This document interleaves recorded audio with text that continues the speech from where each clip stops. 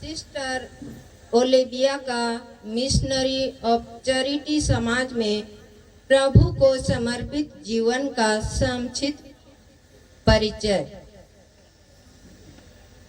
गांव कोटा पारिश सरवदा में लाका कंडीर और पालो के घर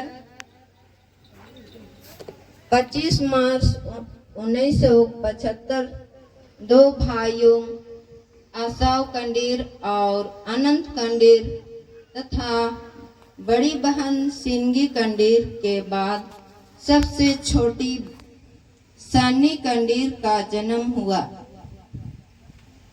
बचपन में ही इनके पिता का स्वर्गवास हो गया। तब जीवन बहुत ही कठिनाई से बीता। उनकी प्रारंभिक शिक्षा आरसी बालिका मध्य विद्यालय सरवदा में हुई। संत जेवियर उच्च विद्यालय सरवदा से इन्होंने 1990 ईस्वी में मैट्रिक की परीक्षा पास की। इसके बाद जीवन पुनः बिना उद्देश्य के चलने लगा। वह 4 वर्षों तक घर के काम तथा मवेशी चराती रही, परंतु प्रभु यीशु की कृपा इन पर बनी रही और अंधकार में ज्योति की तरह इन्होंने अपनी बुलाहट को पहचाना।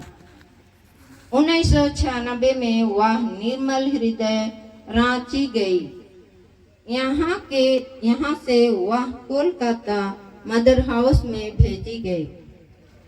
यहीं पर उन्होंने 1999 में प्रथम मन्नत ली।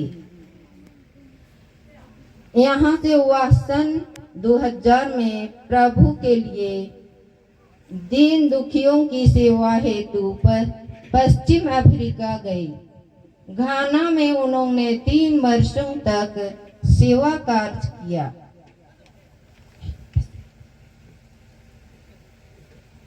इसके बाद वह गृह युद्ध के बर्बाद सिएरा लियोन गई।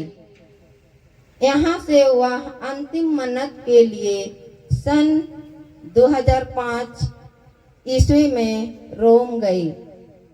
तब 2006 ईस्वी में पुनः प्रभु की सेवा में वापस अफ्रीका देश सिएरा लियोन आए। 4 वर्षों तक सिएरा लियोन में सेवा कार्य करने के बाद वह 2010 में निजर आए। यहाँ वह 2011 में गंभीर रूप से बीमार पड़ गई। तब इन्हें स्वास्थ्य लाभ हेतु वापस मदर हाउस कोलकाता भेजा गया, जहां वह अभी तक कार्य कर रही हैं। 9 दिसंबर 2024 में मिशनरी ऑफ चैरिटी समाज में इनके सेवा कार्य का 25वां वर्ष पूरा हुआ। इनके सेवा कार्य के सिल्वर जुबली के उपलक्ष्य में हम सभी शामिल होकर उनके अच्छे स्वास्थ्य की कामना करते हैं। दीन दुखियों की सेवा के माध्यम से प्रभु यीशु मसीह के मिशन कार्य को आगे बढ़ाते रहें, यही हम सबकी प्रार्थना है। धन्यवाद।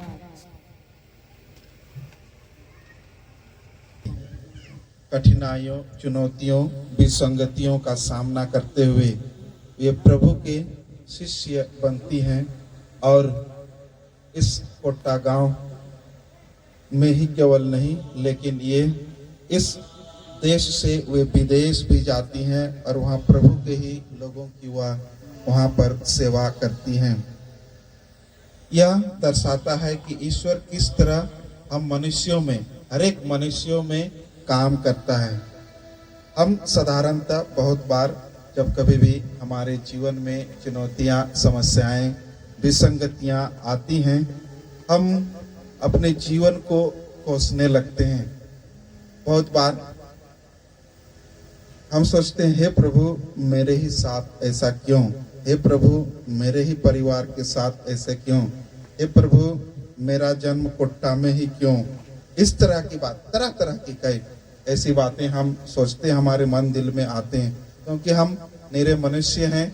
ऐसी भावनाएं, ऐसी बातें आते रहती हैं, लेकिन यह स्वाभाविक है। हर एक व्यक्ति के लिए, हम मनुष्यों के लिए ये स्वाभाविक बात है। अगर ऐसी सोच आती है तो हम अपने आप में सोचना चाहिए कि हम एक अच्छे इंसान हैं। ऐसी सोच, ऐसी भावनाएं आना चाहिए।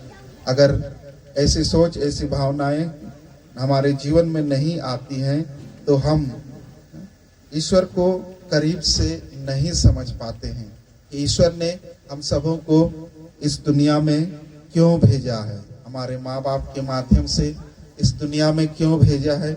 उस रहस्य को हम लोग नहीं समझ पाते हैं। और जब ऐसी कुछ समस्याएं आते हैं, दुख तकलीफ आते हैं, उसी माध्यम से हम ईश्वर की योजना को समझने की कोशिश करते हैं। और जब हम समझ जाते हैं तब हम ईश्वर के लिए काम करना शुरू कर देते हैं। चाहे वो काम घर के छोटे काम ही क्यों ना हो, चाहे वो काम दफ्तर के बड़े काम ही क्यों ना हो, चाहे हमें लगता है कि ये ईश्वर के काम नहीं है, उस पर भी ईश्वर की हम उसके काम, उस काम के माध्यम से भी हम ईश्वर के काम को करते हैं। ये हम मनुष्यों की सोच के अनुसार है। आध्यात्मिक दृष्टिकोण से देखें तो हम सभी मनुष्य ईश्वर के द्वारा बनाए हुए हैं। हम उसके ही इमेज, उसके ही लाइकनेस पर बनाए गए हैं, उसके ही हम छवि हैं। इसीलिए हम सबों का कर्तव्य बनता है कि हम भी ईश्वरीय कार्यों को कर सकें। जिस समाज से हमारी बहन, हमारी बेटी, चाहे रिश्ते में कुछ भी लगती होगी, चाची लगती होगी, मामी लगती होगी, हमारी जो सिस्टर ओलिविया है ना, ईश्वर ने उनको भी चुना और उनको चुनने के बाद ईश्वर के कार्य को करने के लिए उन्होंने बुलाया है। ये इस पर्पस को अच्छी तरह समझी, इस उद्देश्य को समझ पाई है। आज आइए, आज जब हम इसका जुबली मना रहे हैं, इसके नाम पर बड़ी धूमधाम से और बड़ी हर्ष और खुशी के साथ या मिस्सा पूजा हम भाग ले रहे हैं। साथ ही साथ अन्य कार्य हम सभी जब कर रहे हैं, पिता ईश्वर के आशीष एवं कृपा बनी रहे।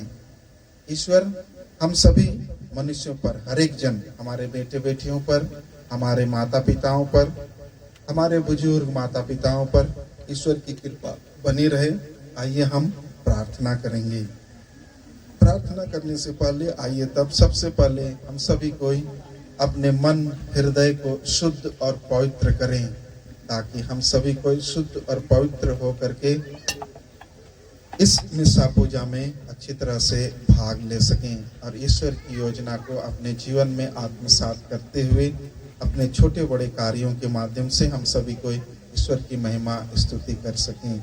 आइए तब ईश्वर को धन्यवाद देते हुए और अपने पापों के लिए पश्चाताप करते हुए हम सभी कोई एक साथ मिलकर बोलें, हे भाइयों और बहनों, मैं सर्वशक्तिमान पिता परमेश्वर और आप लोगों के सामने स्वीकार करता हूँ कि मैंने मन कर्म से, अपना कर्तव्य पूरा न करने से, अपने कसूर से, अपने भारी कसूर से घोर पाप किया है।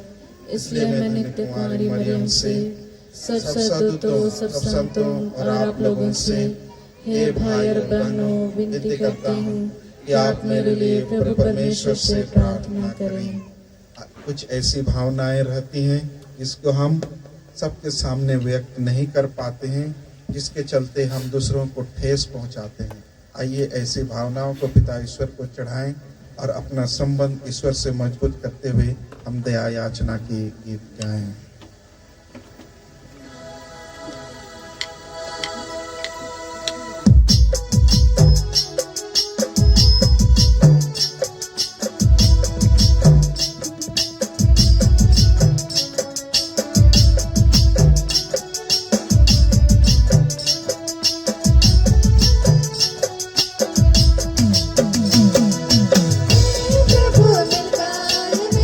प्रभु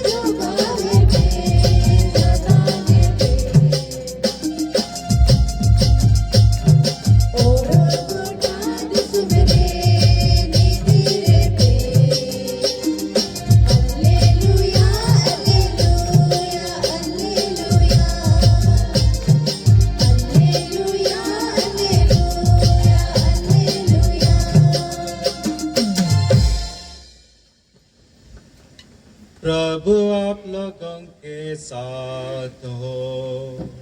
और आपकी आत्मा के साथ। संत यूहन्ना के अनुसार पवित्र सुसमाचार।